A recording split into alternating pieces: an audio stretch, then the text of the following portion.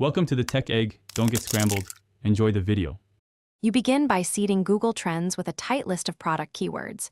Choose 3 to 5 specific items or niche phrases. Set the location and a realistic time range.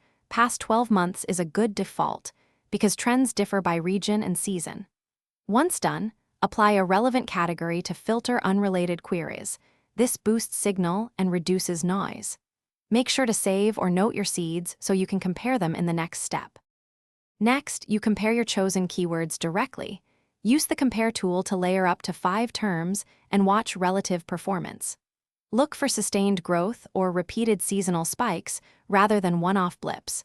Rising and breakout-related queries reveal emerging subproducts. Once you spot candidates, refine by changing timeframes and regions to ensure the interest is consistent across markets. Make sure to export or screenshot comparisons so you can prioritize products with reliable demand.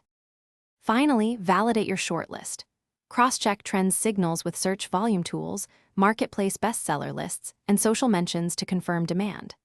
Prioritize items showing steady growth, strong breakout queries, and obvious market fit for your audience.